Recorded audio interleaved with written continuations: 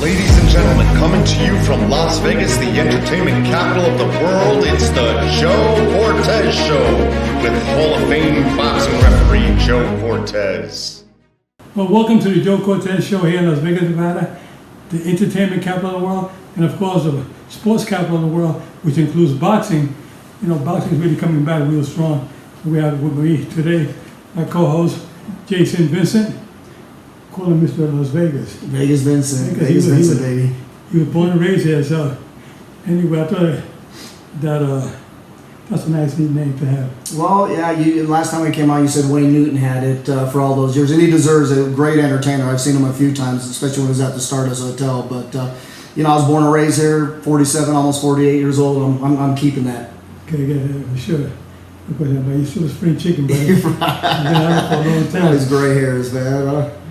Anyway, we're going to be talking about your amateur boxing program, what you got going here, and I'm so impressed with what you're doing because we need more folks like you out there that are giving so much to the community.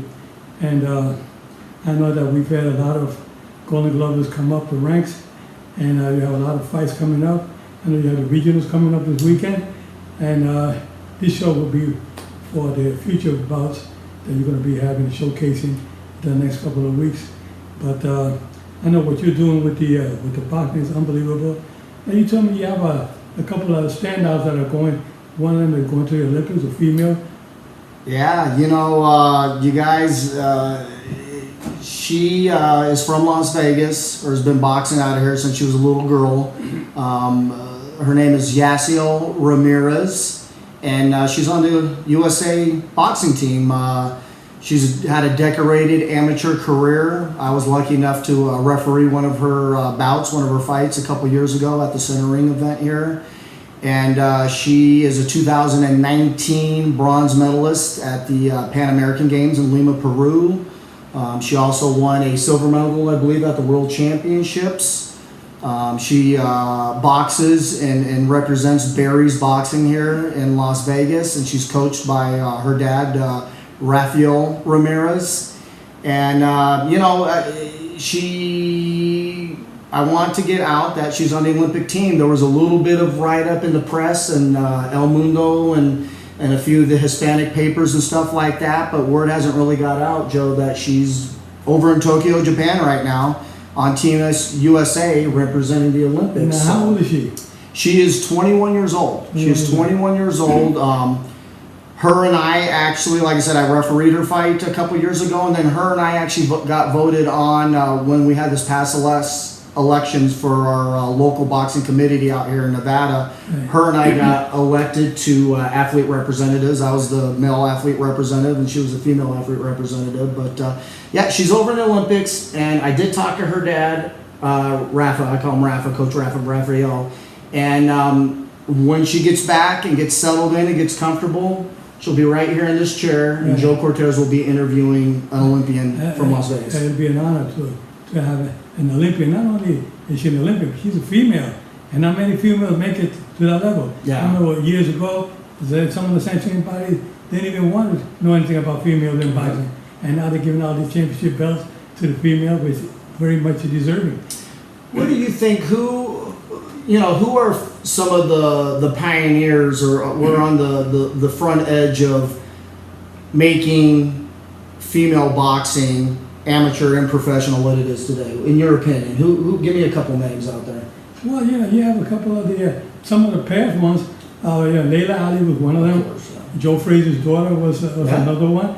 And you have Laura Serrano. They boxed each other, didn't they? Yeah. They fought each other, right? Yeah. Layla Ali won the decision. Yeah. And then you also have Laura Serrano from Mexico. She was the first Mexican female out of Mexico. And she fought her own battle because they didn't want female boxing in Mexico. They didn't go for it, but then she was an attorney. Okay. And she went and fought herself in the courthouse to defend herself, to say why females should be in boxing. So she's a pioneer, one of my favorites because of what she accomplished. Yeah. Let me ask you this: did you ever referee female bouts? Oh, yeah, absolutely.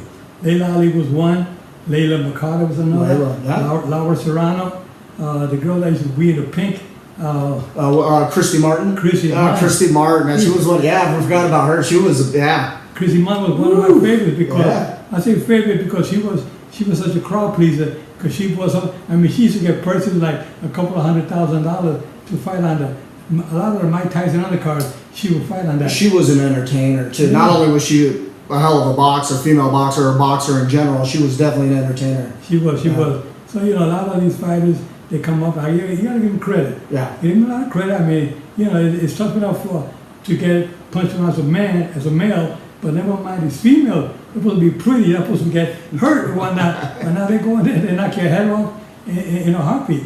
Yeah, and I just, you see the evolution of female boxing. Like you said, we're talking about the pioneers in the front, the people that were on the front lines of putting women combative sports of boxing on the map. But you see the evolution of it now, and these women are full-blown athletes. Their technique's on point, and man, I wouldn't want to get in the ring with them. Well, Lady McCarter, right now, of the four that I just mentioned, that I referee, she's the only one that's still active. Still active. Yeah. She's still active. I believe she's like close to 40 years old. Yeah. And but she still got it, man.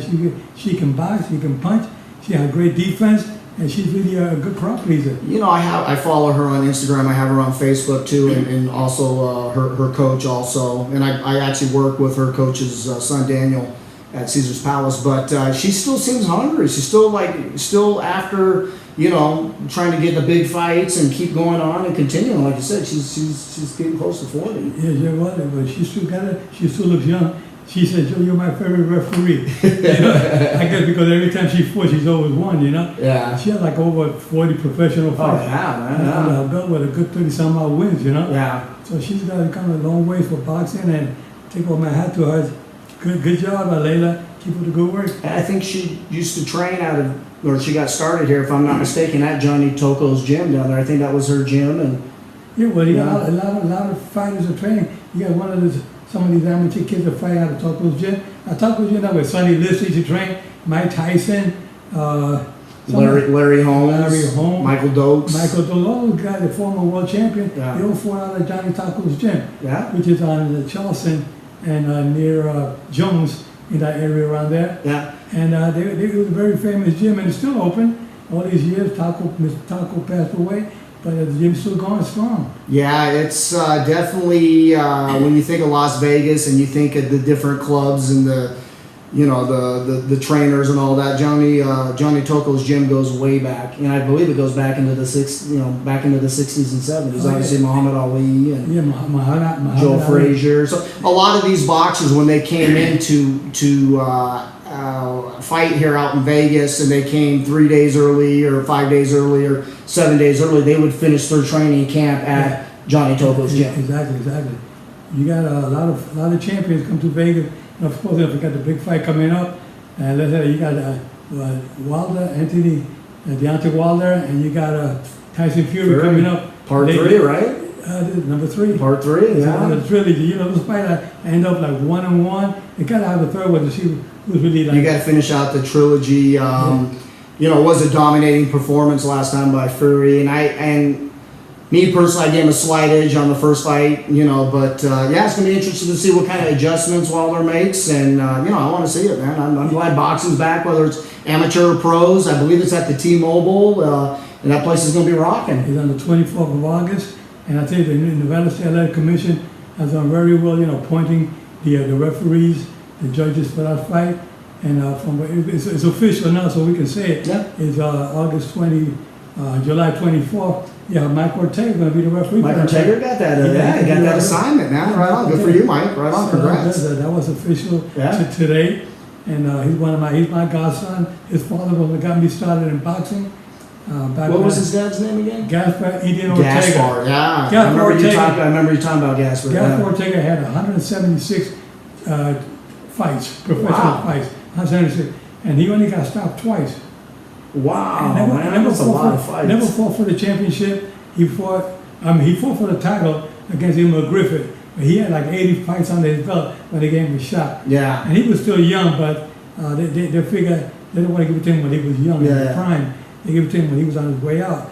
But he had like another 100 some odd fights. Is he Puerto Rican? No, he's Mexican. Mexican fight, Yeah, he's yeah. from Mexicali, Mexico. Mexican, okay. Yeah, but Mike's mother is Puerto Rican. Yeah? So he's half Puerto Rican, half Mexican. Yeah, it's like he fights with himself all the time. Exactly. Yeah. But Mike Ortega is a young referee who's been pretty well established in the East Coast, and he's on worldwide. He's got about 40 world championship fights under his belt already. My godson. And I can tell you guys one thing, I used to change his diaper when he was a baby, okay? Really? And he's the guy that's going to be referee the heavyweight title fight July 24th. Yeah, okay. You know, but, you say East Coast, was he a New York guy? Or he was a New York guy, now he's a resident in Nevada. Yeah, awesome. We got him into Nevada where he's well liked by a lot of the fans and the boxing fraternity. They think that Mike Ortega is one of the up-and-coming rising referees. Well, that's why he got the heavyweight. That's why he got that assignment, man. Yeah, you don't get that assignment by accident, man. No. And you know, of course, I know his skills. I know where he's going. I know that what he has. Yeah. He's very capable of handling any fight, whether they're flyweights, 105 pounder to any heavyweight. And Mike is pretty big himself. Yeah. He's a good 200 pounder. He's like a 6'1". So he's pretty big, and he can get in there and break them big guys apart there, man. Right? Yeah. I remember when I had to break these big guys apart. And I refereed Tyson like 8 times. But I remember doing the Red Bull and Vander Holyfield fight. Yeah. I did 2 of the 3. Yeah. I did the first and the third. Let me tell you, those fights, those guys had to break those guys up, and it wasn't easy. But you got to work yourself. That's why as a referee, you have to stay in shape, keep yourself physically fit. But most importantly, like I told Mike today, when he called me to tell me that he got to fight, I said, congratulations, man. You know, I knew it, right? Because I saw it online, you know. Look at the big smile on this guy's face. Like he's back in there. That's awesome, man. Yeah. So anyway, so Mike is in there. He got the world title fight.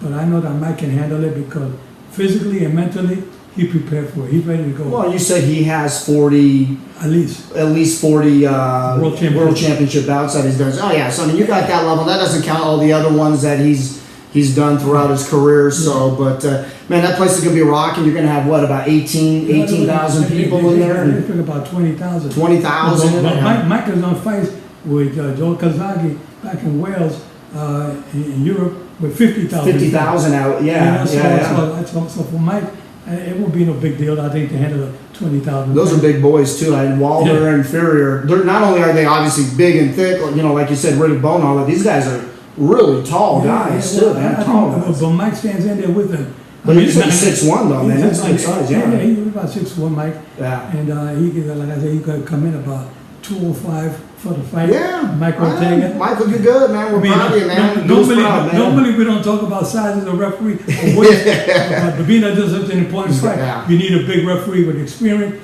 and the weight that he can carry to maneuver these guys in the ring. That makes sense. Using good ring mechanics, so important. Awesome, man.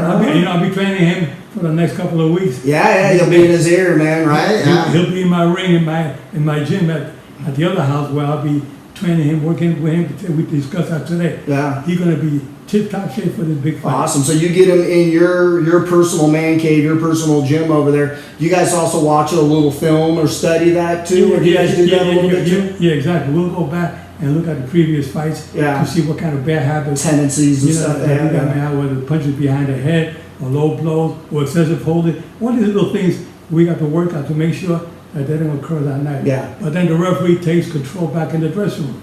You know, he got to give you the pre-fight instructions.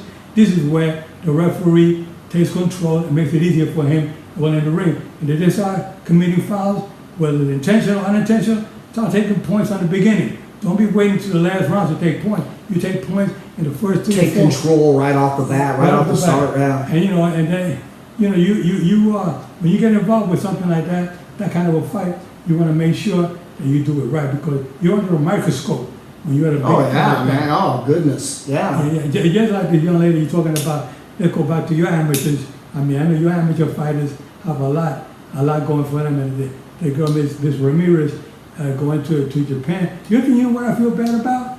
Her father, who got her to that level, he can't be there to train her. Yeah, that's one thing with amateur boxing and USA boxing. A lot of these coaches and club owners and trainers and fathers or TOs and TIAs get to their kids to that certain level, and they'll always be their coach, but you got to kind of turn them over to USA boxing, and you got to turn them over to AIBA and all that. to get into that level, if you want to compete in AIBA at like Pan Am Games or World Champions, or if you can make it to the pinnacle of the Olympics, you do have to kind of turn them over. Now, if or when she comes back and wants to go pro, be a professional, then obviously Coach Rafa will take back over and go from there. But yeah, you do have to kind of turn them over, you know, to USA Boxing. So that's some of the things that that's a transition for a lot of people. Yeah, but you know, even just a regular fighter who has a trainer that brings him up from the amateurs, then when he gets to a certain level in the pros, the fighters, you know, another trainer comes along, somebody offers him a promoter offers him a nice contract. And so, you know, he drops that trainer, now he's with another trainer. Yeah. You know, and the trainer said, my God, I got him to that level, and look what they do, they walk away from me. Yeah. And that's a heartbreaker, too. That happens a lot. I see it a lot. I mean, you've been in boxing, you know, 20 times longer than I have, but you see it at the amateur level. When they get to a certain level, they'll hop over to another gym or another trainer, and then, you know, heavens forbid, when you go professional and there's money involved, then, you know, all sorts of different things can happen. So you see it all the time. Well, you got a contract, somebody gives you become an Olympic champion, and they give you a contract for a couple of $1 million. I mean, you know. That changes your life forever. It does change. It changes your life forever. I mean, and these young folks, they never seen that kind of money, and they put that kind of money in front of you, you gotta start thinking twice. You say, you know, I love my trainer, but geez, you know, what am I going to do, you know? Well, you want to take care of yourself, and you want to take care of your family too, and eventually your kids, and set your whole family up on a good path and track for life. So yeah, you know, you gotta, it comes to a point sometimes where you gotta choose and what's best for you and your family. Yeah, well, you know, sometimes you make a commitment, and when you make a commitment, you have to sometimes fulfill that commitment, and sometimes people don't fulfill that commitment. And then what happens, you know? That's where the hurt comes in. That's where the trainer get a broken heart, or just even the fighters themselves, you know, they feel broken-hearted because they got to separate themselves from the original trainer who got them to that level. It hurts a lot. Boxing's a tough business, and obviously, like I said, you've been in it, you know, decades longer than I have. But you definitely got to have thick skin. Whether you're a boxer, a coach, a trainer, a gym owner, an official, a referee, I mean, you definitely got to have thick skin, and man, otherwise you're going to get your feelings hurt a lot, man. I mean, you really do. Even in the amateur level, you know, we're not under the microscope that Mr. Ortega is, but we're under a microscope too with USA Boxing and coaches and club owners and moms. You got moms and dads out in the crowd, and you know, well, you gotta live up to what your expectations. I mean, they get you to a certain level. I mean, the parents put in a lot of time, a lot of effort, a lot of sacrifices. They do. To get these fighters to that level. You know, it's not something that happens overnight. Sometimes it doesn't happen just for anybody. Sometimes you get 100 fighters, and maybe only 10 of them can make it. Correct. You know, maybe. Yeah. You know, maybe. Yeah, that's a good percentage right there. Yeah, that's a good percentage. I'm talking about 100, and 10 will make it.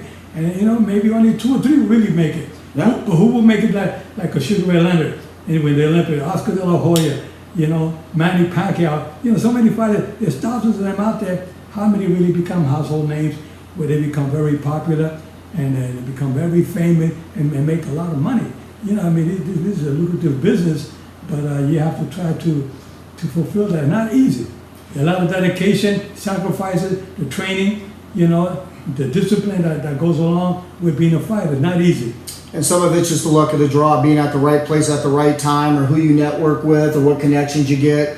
You know, I work with guys, a professional boxer I work with at Caesar's Palace, Linnell Bellows. He's got 29, you know, professional fights. He had 30 or 40 amateur fights, and he's still, you know, grinding and clawing and scraping and all that to make a living in boxing. It's not easy. It's not easy because if you're not with the right people, with the right trainer, the right promoter, and if you have maybe 1 or 2 losses that were not that good, especially your last couple of fights, if you got 3 or 4 losses at the last 7 or 8 fights, they kind of like don't really go after you that quick because you are not what they thought you were going to be. Yeah. You don't turn out to be, like, let's say that Felix Verdejo, the kid from Puerto Rico, Yeah. who would be another Felix trainer that Top Rank had him, and they were flying this guy around the country. He was going all over.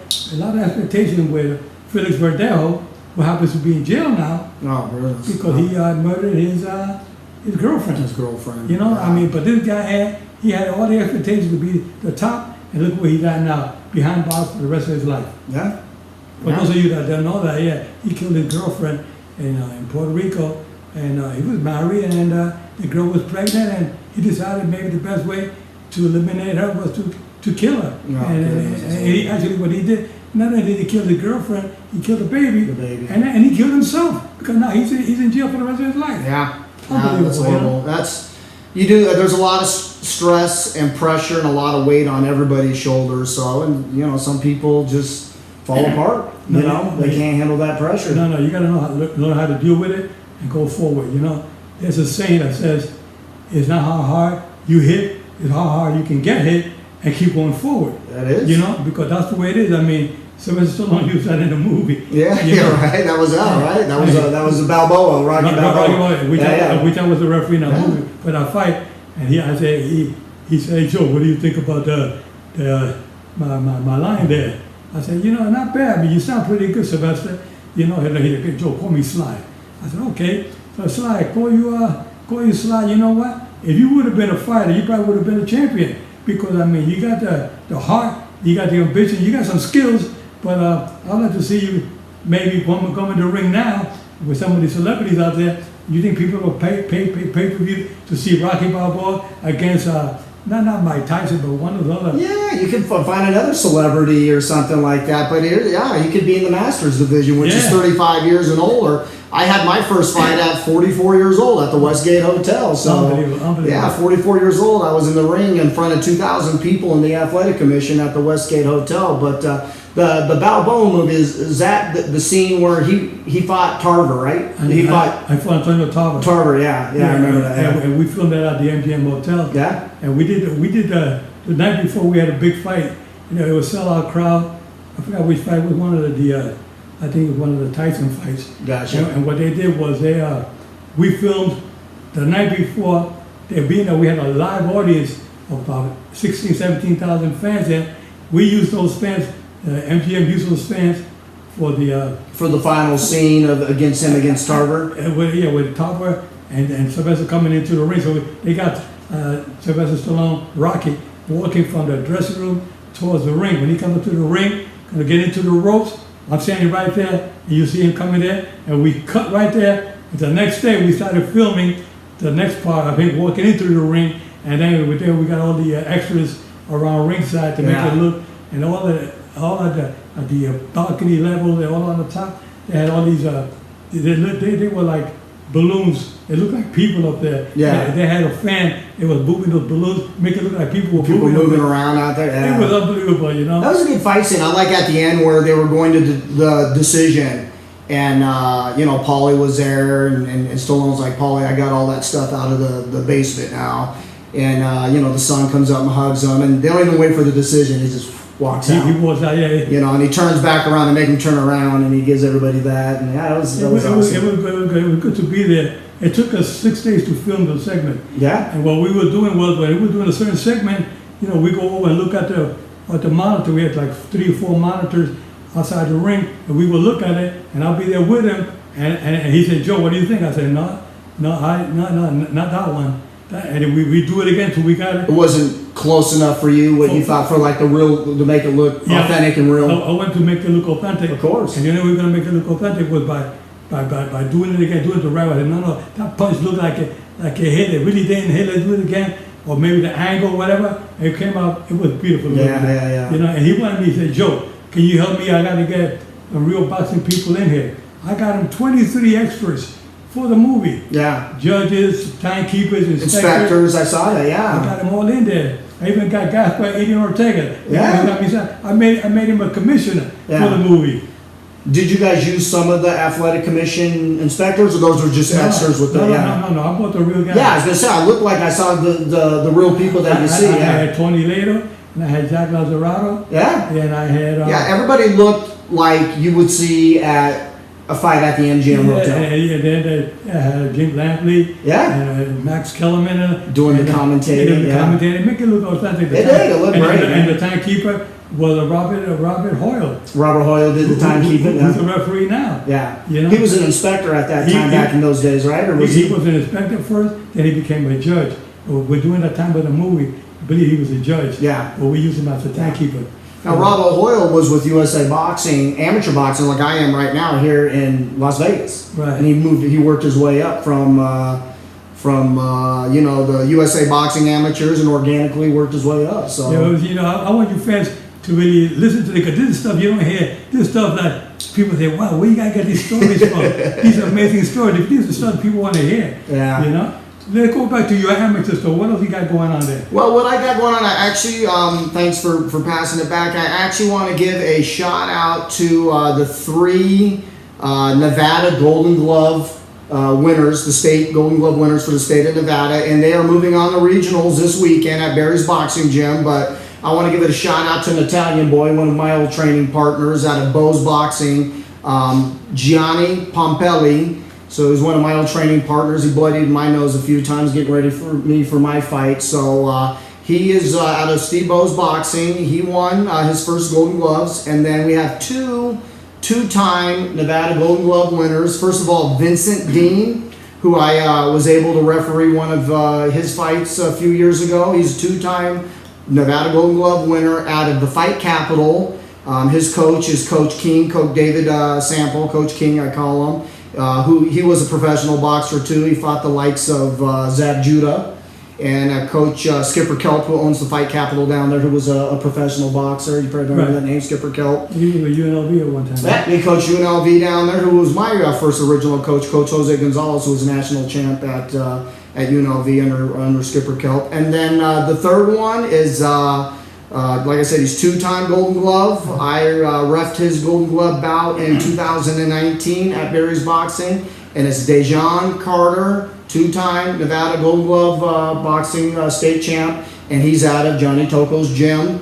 And his coach is Fernando Ramirez, who was an ex. All these guys have ex-pro fighters for their coaches. So I was able, honestly, Yaisy Ramirez, who was in the Olympics in Tokyo right now, Gianni Pompali out of Steve Bo's Boxing, Dejean Carter out of Johnny Tocco's gym, and Vincent Dean. I love everybody that has Vincent in their name. Yeah. Vincent Dean out of Fight Capital. I actually was able to referee all 4 of these boxers. So yeah, just a coincidence, but I'm very grateful to share the ring with them. So. Yeah, well, your career is, just as far as I'm concerned, just starting out. Yeah. You're so young and you still got a lot going for you. And if sometimes I think maybe the professional ranks will be looking at you in the very near future. So let's see what happens. I keep my fingers crossed, man. keep working, and I got the Golden Gloves this weekend, and every Friday before the event, I pull out the R&J, the ref and judge manual at USA Boxing, and the USA Boxing manual, and I read through it, from cover to front to end, and just continue to learn. Exactly. I call you coach. I learn from you, and you're my coach too. So. Well, we're trying. After this COVID that I went through for 5 months in the hospital, that wasn't an easy one. And I'm back, and I'm getting my wind back now. You can see I'm getting it back. I still got a little shortness, but all that I'm working all that out with all my rehab and my therapy that I'm going through. But I tell you, it's been a good run. It was an experience. It's a bad experience, but it was good in the sense where I can now be able to help other people out there and tell them what to watch out for. Get vaccinated. A lot of people don't believe in getting vaccinated. I tell you that you guys are not thinking right. You got to listen to the experts out there and then know what's good for you. Because you don't want to be walking out there and catch COVID and now with the Delta virus that's out there, it's just a little more contagious. And, if you don't mind, I want to say a hi to Vincent Moreno. He's a boxing guy. He's with Fernando Vargas and helps with Fernando Vargas's boys and his sons. But he just was released from the hospital maybe 2 weeks ago. And he's about my age. He's in his mid to late 40s. And he was in the hospital with COVID, guys, just 2 or 3 weeks ago. He was in the hospital for about 5, 6, 7 weeks. And he's under 50 years old. So it's still going on. It's still out there, Vincent. I hope you're feeling better. He's doing the physical therapy and everything that you're doing. Yeah. And then Coach Seth Cruz, he had it. He was in the hospital for 4 or 5 months. He's one of our local coaches here, and he's doing the physical therapy and everything I like tell that. you, it was not easy. I mean, being in the hospital for 5 months, Mountain View, I got to take off my hat to the nurses and the doctors there. for all the work they did. And the kitchen, the food was pretty good in the house. Right, not bad. It wasn't bad, you know. Not bad. As good as your army food back in the days, or probably a little bit better, man. A little bit better. A little bit better. But I mean, the army food was you little packs. Oh God, Little packs that you got to take it out. It's been there for how many years. Yeah, when you're out in the field, there you put a little mix a little water in there and shake it up, and yeah. Anyway, but I want to thank God for getting me back again on my feet with the COVID, and thank God that we have good people around to give you the support and all the prayers. I would thank all you for the prayers. And they definitely help a lot. And all those out there that are my loved ones and friends that are watching, I can tell you that I love you all. No matter what, we're going to go forward. I made a commitment, and my commitment is to never look back. I'm going to go forward, going to make things happen one way or the other, whether it's going to be sooner or later. Things are going to happen. God bless you all. You guys have a good night, man. Appreciate your time and very grateful. Thank you, guys. Joe Cortez is back, man. You see that smile? He's back. Well, thanks a lot. See you guys next week.